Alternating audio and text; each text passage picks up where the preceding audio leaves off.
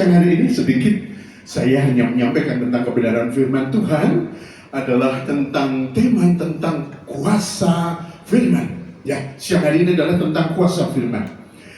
Ulasan tentang kuasa firman, saya mengambil yang utama, yang pertama adalah dari 2 Timotius 3 ayat 16. Bapak saudaraku, sebelum nanti kita akan menyaksikan satu visualisasi video yang cukup menarik, ya, karena ini 17-an Bapak Ibu, nanti saudara bisa melihat satu video yang cukup menghibur, tapi sekaligus kita juga akan belajar daripada video itu.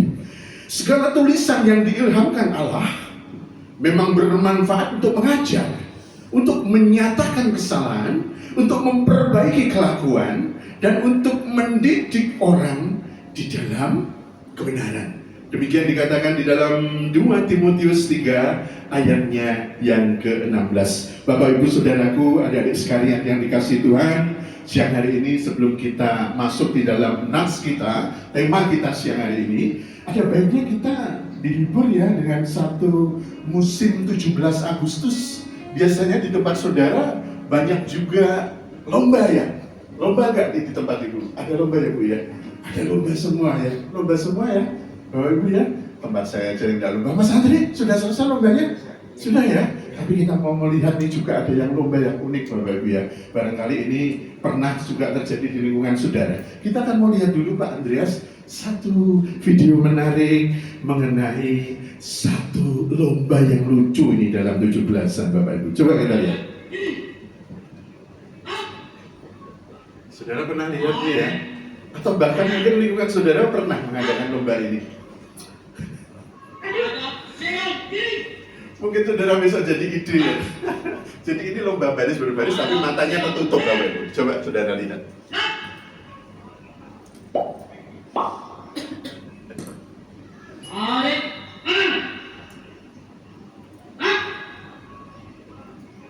Masih rapi ya Bapak Ibu ya. Ya. Konsentrasi.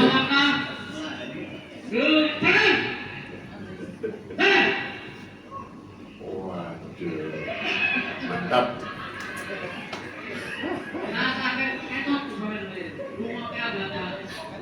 Semangat semuanya.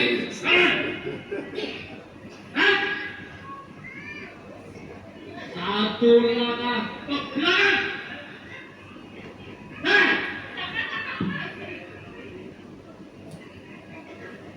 Ada zero kiri.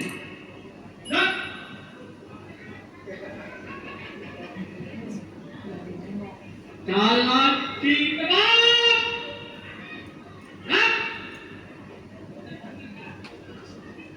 Sudah mulai morak-marik ya Bapak Ibu ya. Jadi,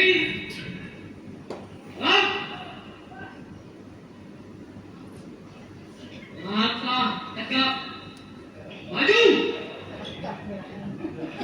Jalan. Lucu ya. Ya.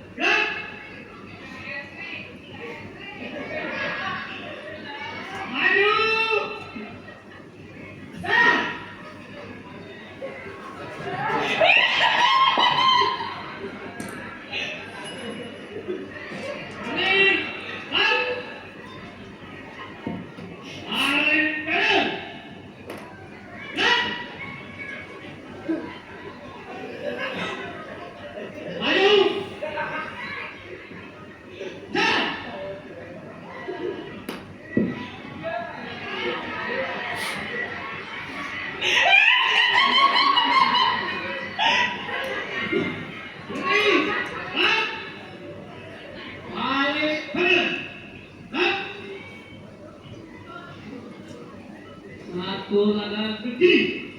Jalan. Satu langkah ke kanan. Jalan.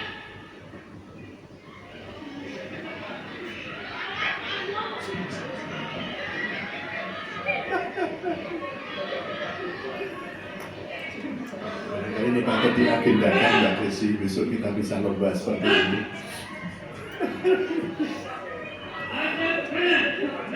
Wis, hadap kanan. Ready?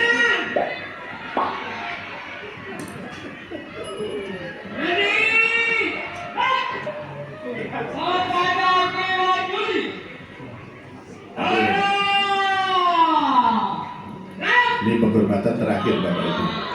Oke. Silakan Dewa.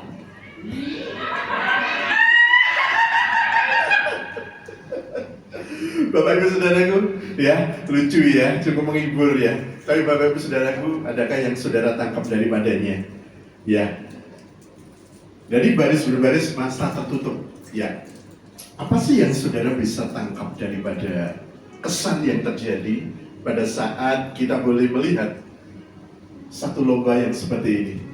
Tadinya kita bersama-sama satu hati ya Bapak Ibu Saudaraku ya. Mungkin kalau 6 tim semuanya jelas terlihat sebelum matanya ditutup. Semuanya jelas 1, 2, 3 kita sudah tahu bentuknya lurus. Juga kita sudah tahu teman kita juga lurus ya Mas Andrea. Semoga lurus ya. Setelah itu kita tutup matanya. Pada saat saudara ada dalam konteks tutup matanya, seandainya Anda dalam posisi itu, yang mampu untuk Anda andalkan apa? Yang Anda andalkan apa? Ini matanya tertutup. Ada perintah. Lencang kanan, gerak. Gitu kan? Nah, mata tertutup nih. Terus tegak, gerak. Balik kanan, gerak. Ya. Habis balik kanan terus kemudian ambil langkah ke depan, 2 langkah, jalan. Misalnya seperti itu. Saat saudara ada dalam keadaan seperti itu, Anda kan tidak bisa melihat satu ukuran. Tapi kalau pada saat ini ditutup, yang Anda andalkan sebenarnya cuma apa? Kuping ya Bu ya? Oke, saya setuju. Kita dengan telinga. Kalau ada satu perintah, ada calling, ada satu firman, ada satu perkataan, maka yang pertama yang nangkep apa Bapak Ibu? Kuping atau telinganya dulu. Kita setuju ya? Kalau pada saat saudara dengar perintah, kupingnya dengar dulu, ada diperintah untuk balik kanan. Kira-kira yang saudara kemudian andalkan apa? Selain kita mendengar. Halo? Tahu ya Pak Joko maksudnya?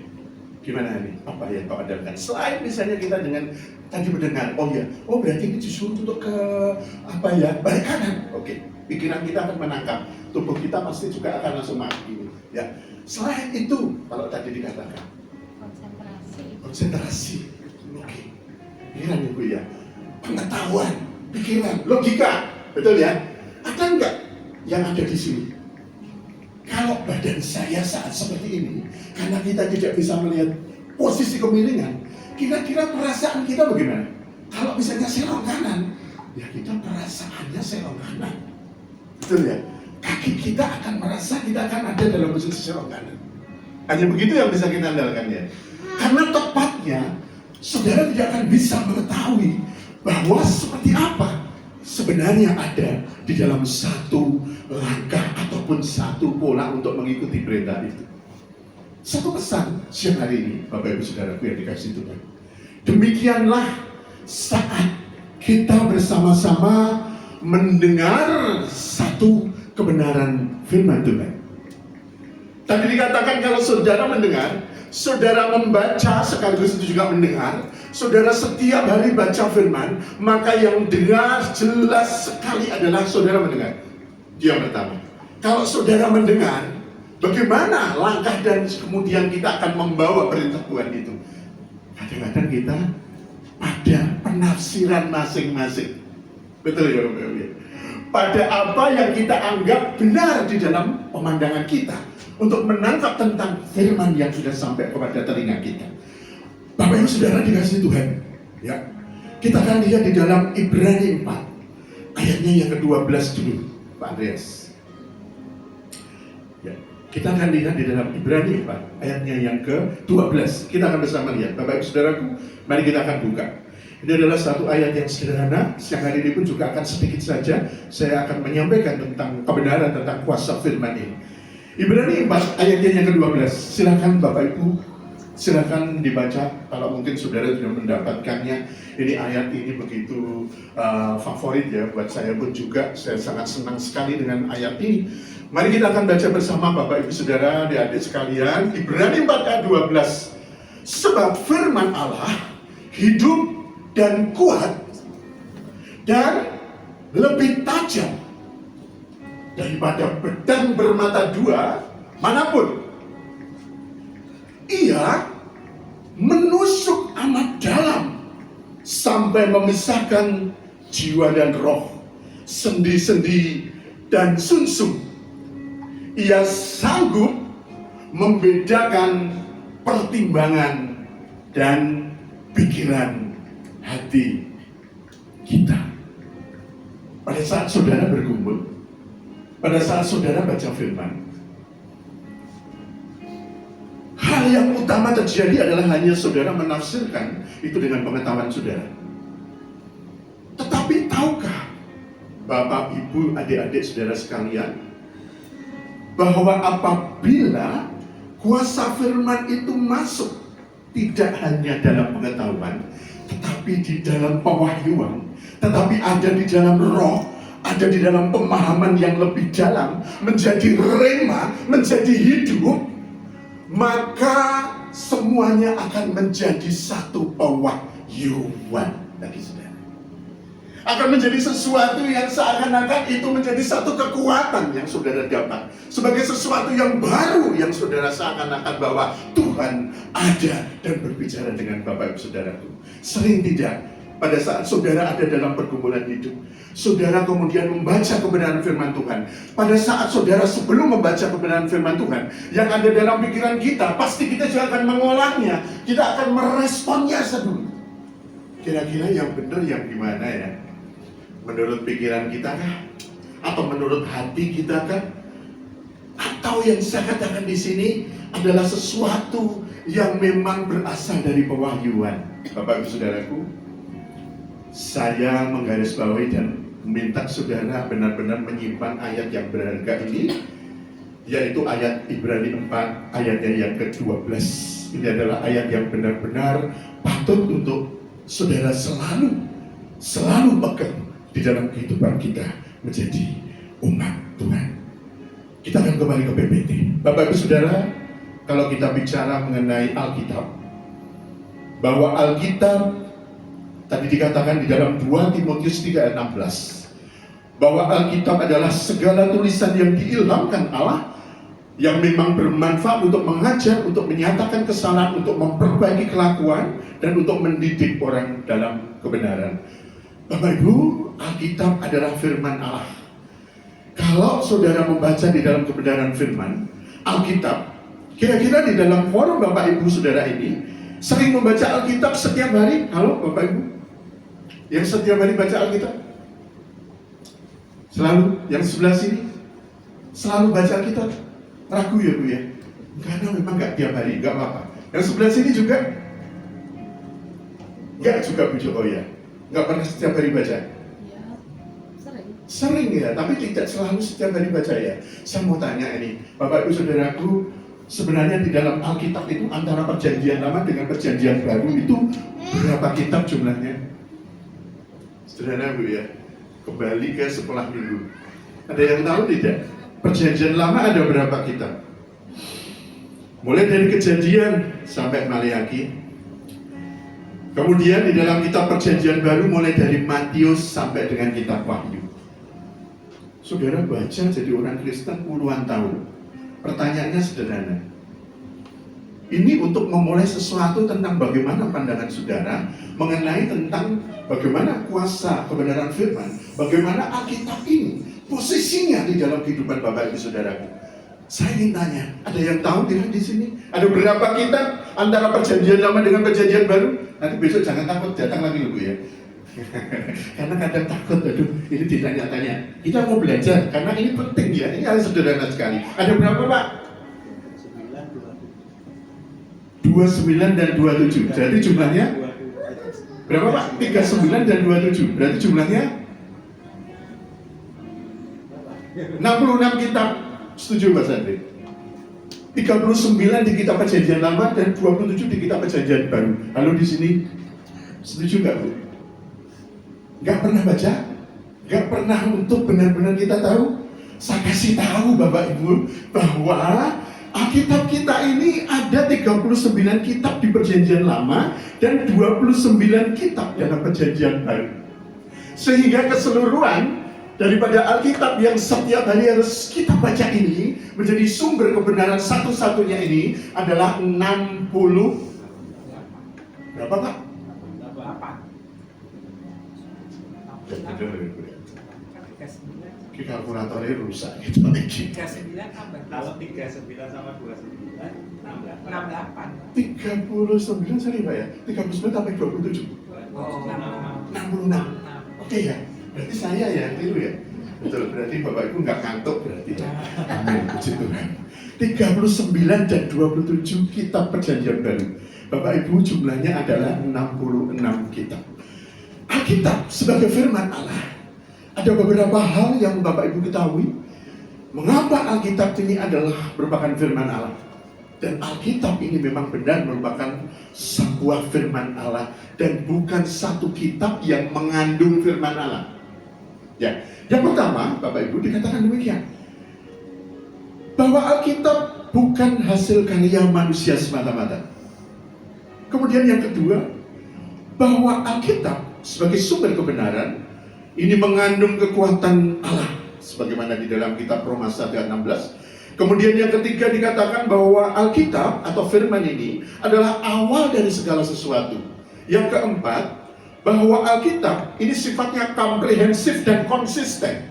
Kemudian yang kelima, bahwa Alkitab merupakan sesuatu hal yang memang dapat dibuktikan dengan bukti-bukti sejarah. Bapak Ibu saudaraku yang dikasihi Tuhan, saudara tahu kira-kira kitab Kejadian ini ditulis pada saat Musa itu adalah sekitar 1500 sebelum Masehi. 1500 sebelum Tuhan Yesus lahir. Kemudian pada saat ada satu nubuat atau satu hal yang berurutan dari Kejadian Lama sampai dengan Perjanjian Baru, dari Perjanjian Lama sampai dengan Perjanjian Baru, maka semuanya berurut-urutan Bapak Ibu. Semuanya tidak pernah saling bertentangan. Alkitab ditulis oleh lebih dari 40 orang dalam 1600 tahun. Tetapi semuanya tidak pernah bertentangan satu dengan yang lain. 1600 tahun waktu yang cukup panjang Bapak Ibu ya. Tetapi selama itu 40 orang semuanya menulis satu pusatnya bahwa kelak akan lahir juru selamat di dalam perjanjian yang dijanjikan Bapak Ibu. Sebagai satu bukti, mari kita lihat, kita akan lihat dulu di dalam kitab Kejadian 49 ayat 10. Ya, ini mulai dari yang paling tua dulu ya, untuk membuktikan apakah Alkitab kita ini adalah Alkitab kita ini benar-benar diilhami oleh satu kuasa atau satu kekuatan yang di luar kita, Bapak Ibu Saudaraku. Coba ini zamannya Musa ya, 1500 sebelum Masehi. Dikatakan dalam Kejadian 49 ayat 10, dikatakan demikian, tongkat kerajaan tidak akan beranjak dari Yehuda, ataupun lambang pemerintahan dari antara kakinya, sampai dia datang yang berhak atasnya, maka kepadanya akan takluk bangsa-bangsa. Kira-kira Bapak Ibu menangkap arti daripada ayat ini? Tongkat kerajaan tidak akan beranjak dari Yehuda. Tuhan Yesus disebut dengan singa dari Yehuda, amin. Karena dia lahir dari suku Yehuda. Dikatakan tongkat kerajaan yang tidak akan beranjak dari Yehuda, ataupun lambang pemerintahan dari antara kakinya, sampai dia datang yang berhak atasnya, maka kepadanya akan takluk bangsa-bangsa. Bapak Ibu Saudaraku, 1500 sebelum Masehi, sebelum Yesus lahir, ayat ini sudah ada. Dan ini terjadi diilhamkan kepada Musa. Kemudian kita akan melihat pada sekitar maju di tahun sekitar 8 sebelum Masehi, kita akan melihat di dalam Yesaya 7 ayat 14. Ini zaman yang lebih muda ya, zaman 800 tahun sebelum Yesus lahir. Jadi dengan Kejadian 49, Yesaya 7 ayat 14 katakan ini. Sebab itu, Tuhan sendirilah yang akan memberikan kepadamu suatu pertanda. Sesungguhnya seorang perempuan muda mengandung dan akan melahirkan seorang anak laki-laki, dan ia akan menamakan dia Immanuel. Bapak Ibu, ini Yesaya hidup 800 tahun sebelum Tuhan Yesus lahir. Dia katakan ayatnya sedemikian. Kemudian satu lagi, ayat yang benar-benar populer adalah di Mika 5 ayat yang kedua. Ya, ini adalah nabi yang hidup juga sejaman dengan Yesaya. Hanya saja dia tinggal di wilayah Israel Utara. Kita akan lihat Mika 5 ayat yang kedua. Bapak Ibu sama-sama, ini hidup 800 tahun sebelum Yesus lahir. Dikatakan demikian. Sebab itu ia akan membiarkan mereka sampai waktu perempuan yang akan melahirkan telah melahirkan. Lalu selebihnya dari saudara-saudaranya akan kembali kepada Israel. Bapak Ibu Saudaraku, sebenarnya di Mika 5 ayat yang kedua, Pak Andreas. Tetapi engkau, ayatnya yang itu Pak Andreas. Tetapi engkau, hai Betlehem Efrata, yang terkecil. Di dalam terjemahan, oke, ayat yang pertama, sorry ya. Tetapi engkau, hai Betlehem Efrata, hai yang terkecil di antara kaum-kaum Yehuda, daripadamu akan bangkit bagiku seorang yang akan memerintah Israel, yang permulaannya sudah sejak purbakala, sejak dahulu kala. Disebutkan sangat jelas ya.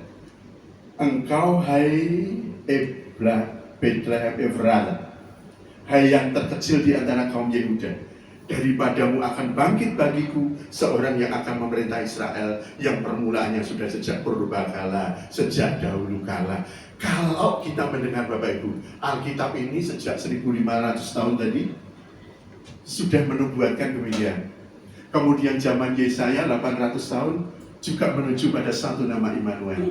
Kemudian pada Mika 5 ayat 1, tetapi disebutkan engkau, hai Betlehem Efrata, yang terkecil di antara kaum Yehuda, daripadamu akan bangkit bagiku seorang yang akan memerintah Israel. Bapak Ibu Saudaraku, kalau kita melihat Alkitab kita ini benar-benar adalah satu tulisan yang luar biasa. Semuanya ada pada satu titik janji yang terkait dengan akan lahirnya Juru Selamat kita, Yesus Kristus. Bapak Ibu Saudaraku yang dikasihi Tuhan, tadi dikatakan ketika kebenaran firman semuanya secara kuat berbicara di dalam hati Bapak Ibu Saudaraku, bukan hanya di pikiran kita, maka yang terjadi bukanlah pengetahuan, tetapi pewahyuan atau pencerahan dalam kehidupan saya dan Bapak Ibu Saudara. Siang hari ini Bapak Ibu yang dikasihi Tuhan, saya mau bertanya juga untuk diri saya.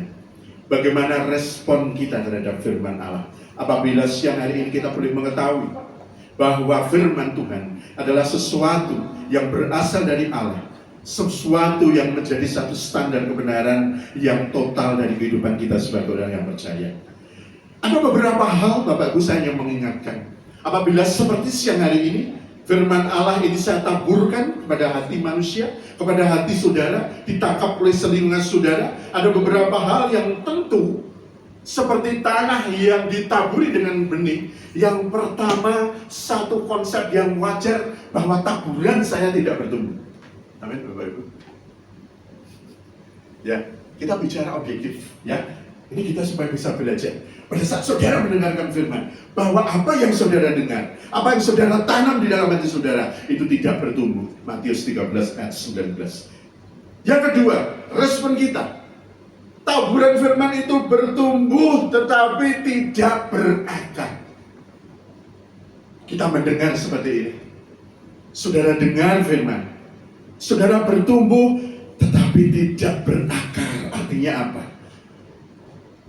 Bertumbuh pada saat ada satu himpitan, ada satu hal terkait dengan hal yang membuat kehidupan saudara menjadi satu himpitan yang berat, maka saudara pasti akan tumbang. Amin. bertumbuh bagus, tapi tidak berakar.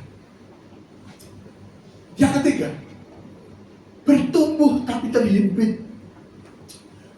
Adakah di antara sedemikian Bapak Ibu respon kita terhadap firman Tuhan? Saudara bertumbuh tetapi terhimpit. Terhimpit dengan satu hal yang terkait dengan keinginan duniawi. Saudara terhimpit dengan satu pilihan di dalam kehidupan yang menjauhkan saudara untuk bertumbuh di dalam Tuhan. Yang keempat, ini adalah harapan saya dan harapan kita semua bersama jemaat yang dikasihi Tuhan. Ini adalah respon kita bertumbuh dan berbuah.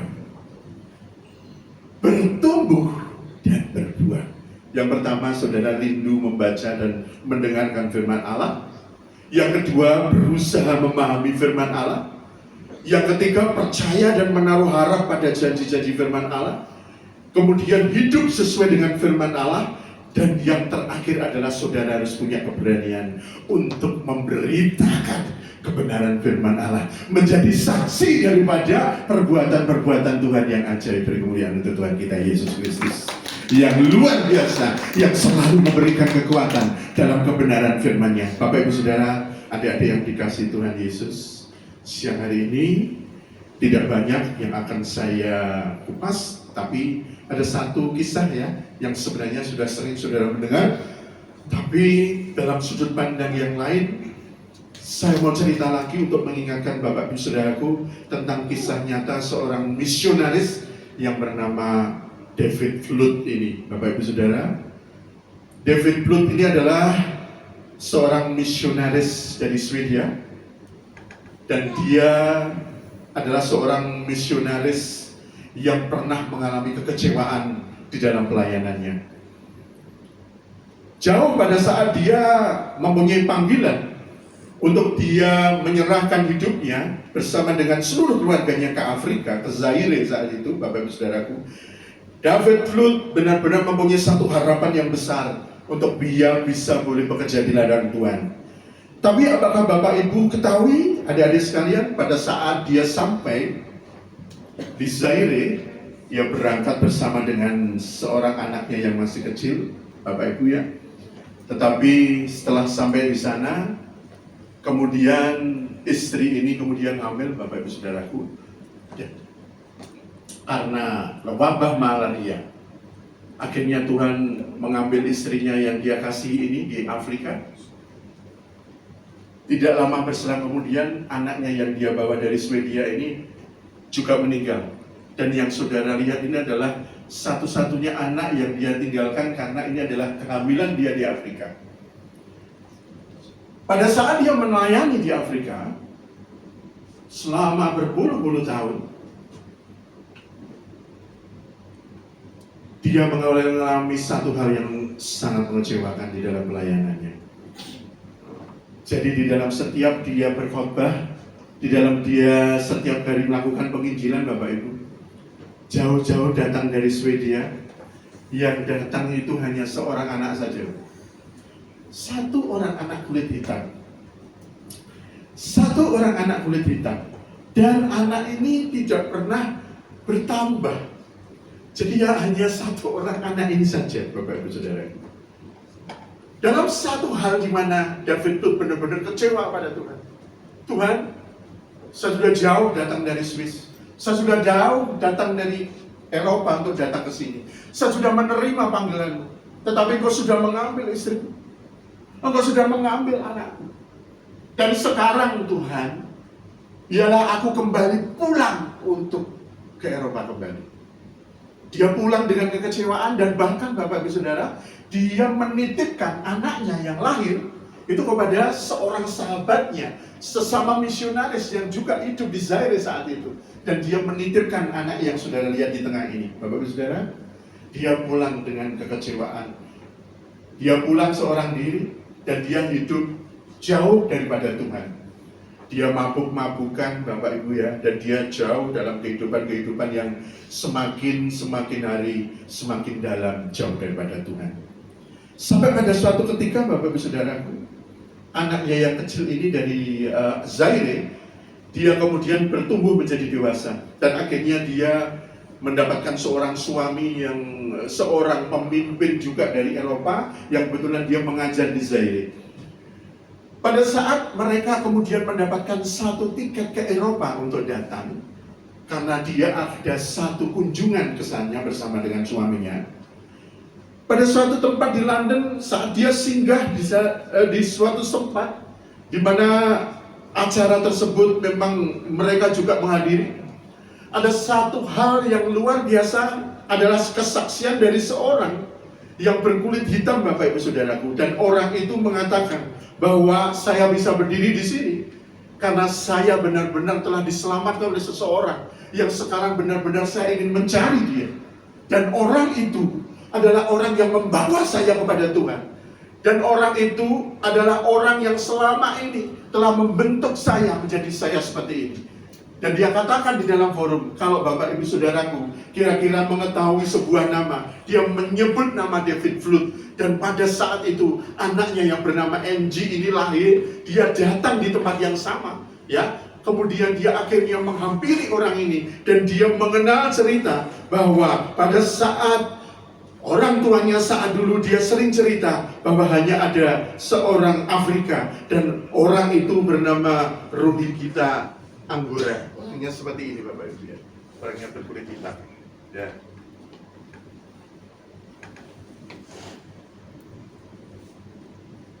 Orangnya berkulit hitam. Ini saudara Bapak Ibu ya. Orangnya kecil ya. Rohingya Anggora. Bapak Ibu tahu Rohingya Anggora ini kemudian dikenal sebagai seorang anak kecil yang dulu pernah dilayani di dalam kekecewaan daripada David Flood, ya. Dan orang ini adalah orang yang telah mendirikan 32 pos penginjilan di Zaire. Dan dia mempunyai jemaat 110.000 orang Kristen di sana. Dan juga mendirikan satu pusat sekolah Alkitab.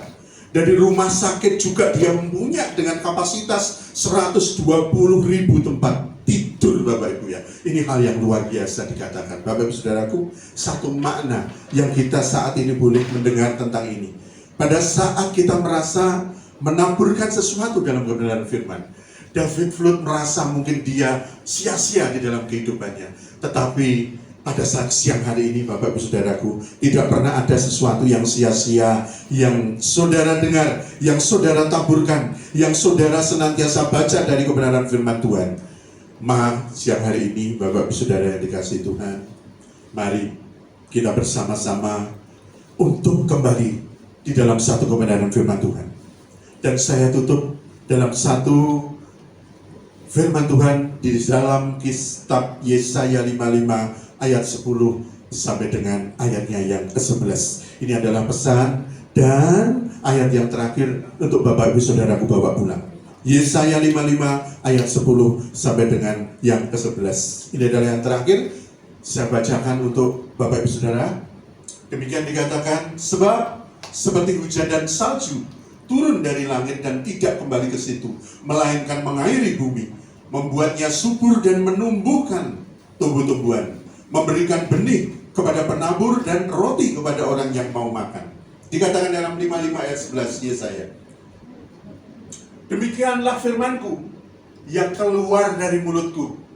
Ia tidak akan kembali kepadaku dengan sia-sia, tetapi ia akan melaksanakan apa yang ku kehendaki dan akan berhasil dalam apa yang kusuruhkan kepadanya.